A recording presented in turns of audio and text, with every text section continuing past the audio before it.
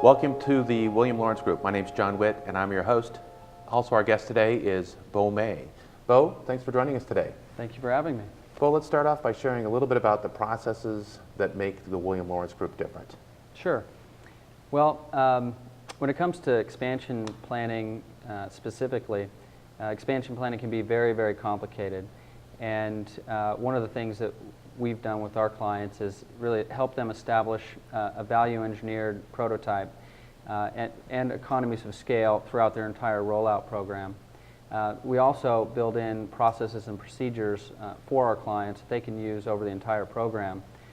The results really, overscale. When you look at 10, 20, over 100 stores in a rollout program, the results can be great cost savings over the entire program. Yeah, so you're looking at a value engineered rollout model that generates economies of scale and gives you some pretty big results, saves things on time and consistency and reliability, all those things? Yeah, time is probably one of the biggest risks that you can have in a rollout program.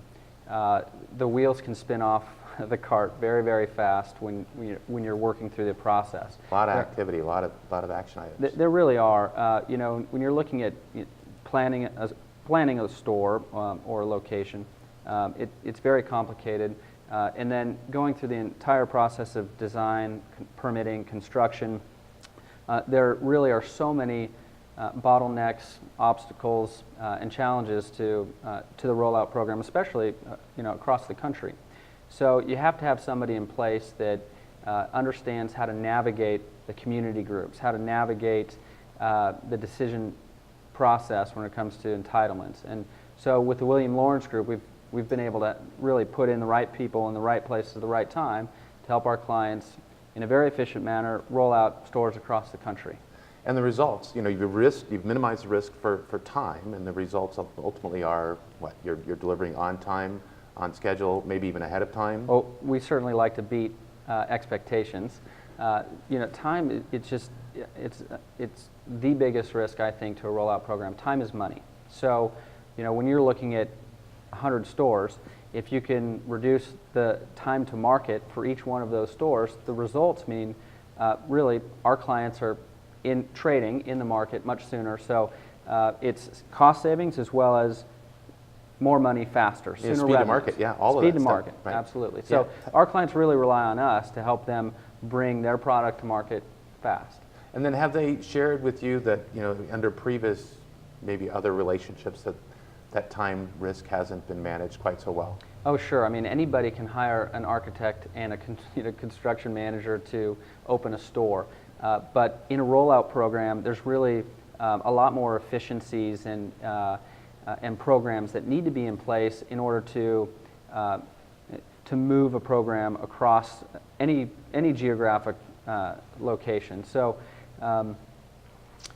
it's time consuming. It takes an expert. It really does. And that's what you guys are bringing to the table. So you've got a value engineered project, systems, processes, risk management, time management, all those things that make William Lawrence Group a little bit different. That's correct. And really, I think one of the things that we've lived by in the team is this mantra, which is coordination, coordination, coordination. We take it to heart. With coordination, enhanced coordination, what you see is that you eliminate the bottlenecks. You reduce the time to market by, even a plan submittal. A plan submittal can take 3, 4, 6 weeks in the city to get comments back. And if you have an extra one of those, you can delay a project up to a couple months. So by having this enhanced coordination, that's just one example, by the way. Having this enhanced coordination can really help reduce the time to market for our clients. Well, I really like the coordination, a little play on the real estate model of location, location, location. But when you say enhanced coordination, what does that mean? Oh, it's very specific. So, traditionally, architects and contractors don't really speak the same language. They're all on the same team. There are some inherent conflicts between the two trades.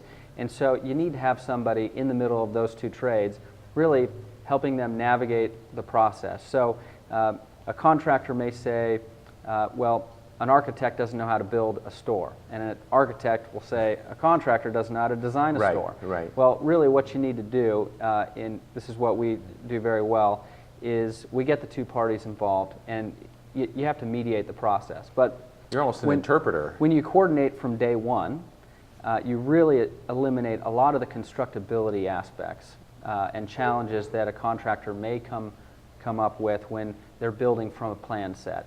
So enhanced coordination means that your submittal is really good when it goes into the city. You have dialed in. You have a complete set of plans at your first submittal, which is going to save you a lot of time. And all of this results really in cost savings as well, because you reduce your change orders in the field, you improve the RFI process when you're building a store, and all of these things through enhanced coordination really just delivers a better product to our client. Yeah, so we get cost savings, risk management, and faster time to market. Absolutely. So we're actually making money a lot faster.